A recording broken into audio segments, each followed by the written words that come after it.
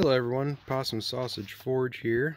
Here is the update video for the Tomahawk that I re-welded. I have it hung on this curly hickory handle, finished with aquafortis and boiled linseed oil. The head, as you can see, still retains the original brake marks.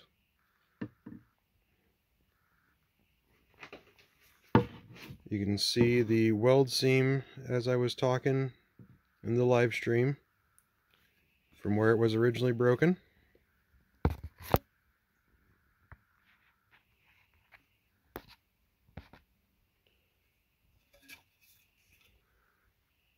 Overall, I am very happy with how this turned out. Got the bit cleaned up, hardened it, heat treated it. I heated the body up to a black heat, and then took the bit up to critical because it does have a forge welded bit.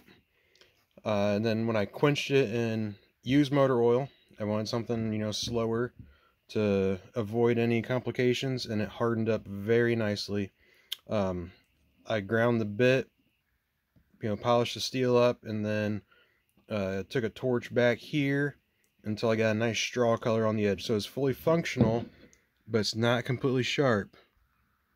Since this will be a display piece and it might be handled, I didn't want that sharp.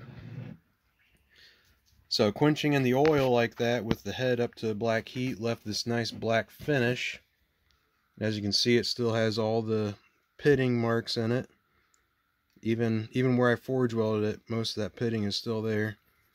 But that left a nice black finish, and then while it was still hot from the heat treat process, I brushed Zax wax on it to give it a nice little shine, extra coat of protection.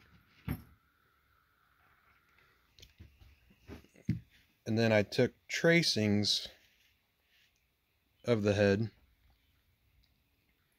Took a tracing of it. I took all the measurements, and I did a top, or it has to be a bottom view as well with the thicknesses. Now, these are all, take it with a grain of salt because a lot of material has been rusted away. The final weight of the head after cleaning it up and reforging came to 12.9 ounces. I don't remember right off the bat when I first weighed it when I initially got it, but it weighed, I believe, 16 ounces or so. So I lost about 4 ounces between cleaning all the rust off and all the dirt, and then due to forge scale. But these, I'll go over these dimensions. Feel free to pause the video as well. But I'll go over all these dimensions for you. So it's 6.645 inches long, and that's from the very pole end to the bit. The eye, it's weird doing this on camera, 1.25 inches roughly.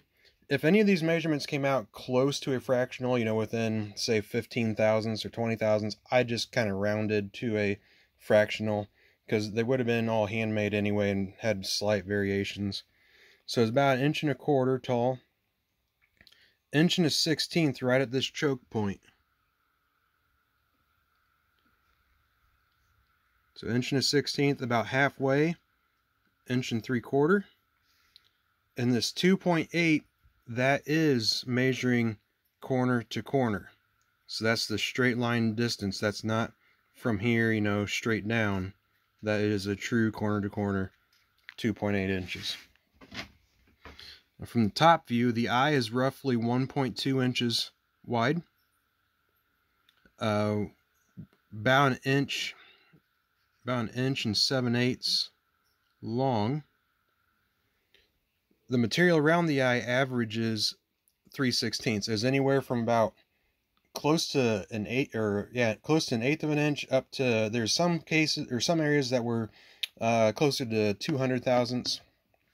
So I just kind of averaged that as 3/16. If you were to, copy this pattern, 3/16 seems to work good. We have 5/8, and that's actually here closer to where the eye terminates is where I measured that. 5/8. And then it swoops in pretty quick.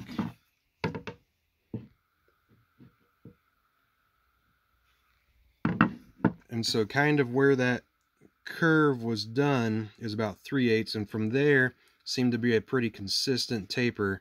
You know, you lose about 1/16 of an inch halfway, then you lose about 1/16 of an inch right there, and then a nice rounded cutting edge. So feel free to pause that, take a screenshot, print it off if you need it for a pattern. I'm definitely going to be using that as a pattern. I'd like to make some hawks based off of an original find. This project has been so fun, stressful. You know, you get one crack at something like this, no room to mess it up.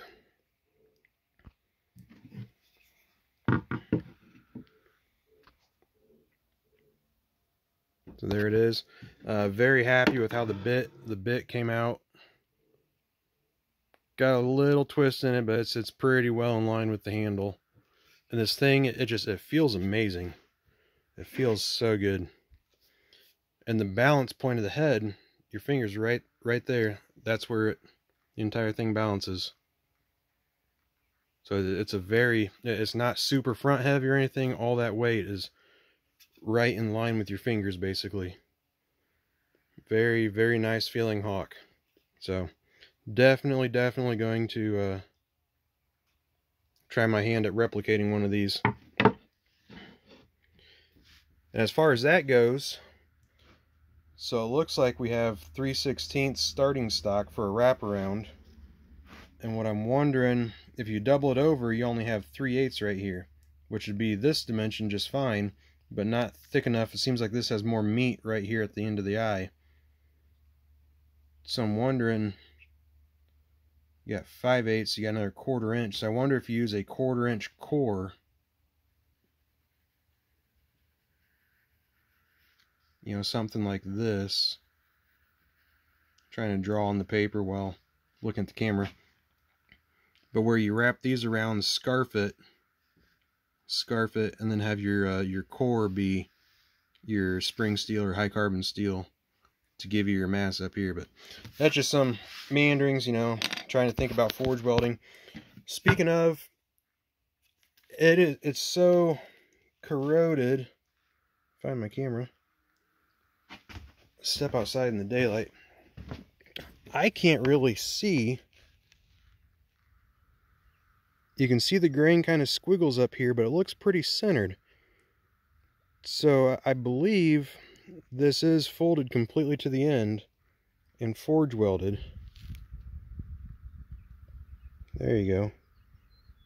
But it is so hard to tell, and I can't really see the weld for the bit either.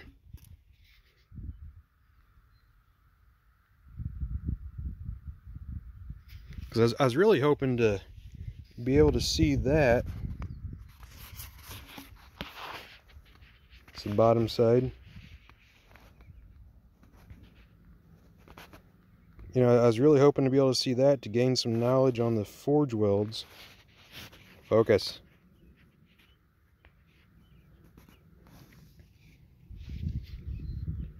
You already saw that side. Now this side does have, I can't tell, right there in the middle, I cannot tell if that is a forge welding line right there, where there is a forge weld that didn't take. But the way that this steel sparked when I was grinding it, I really am led to believe that the bit is actually a like a blister or a shear steel, which wouldn't have been uncommon. So interesting stuff. Lots of knowledge was gained in this restoration, rebuild, whatever you want to call it.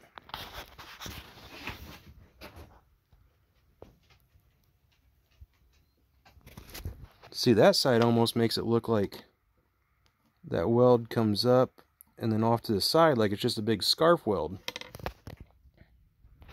But I think it's just the squiggly of the grain. I don't know. I really cannot tell.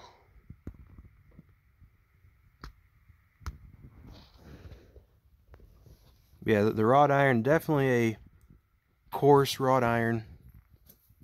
You can see all the lines. And while I was etching it in vinegar to clean it up, you know, all of these cracks, and clean the rust out, and you can see how degraded the wrought iron is.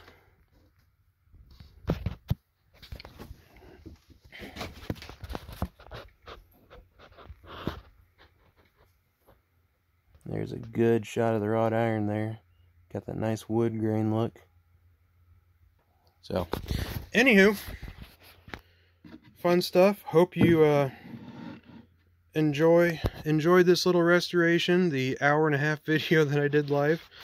And hopefully you can get some use out of that, because that's one thing I've always found with the couple Tomahawks I've made. It's so hard to find specific information, especially on an original. So here's the dimensions. You got a weight, everything you need. So thanks for watching.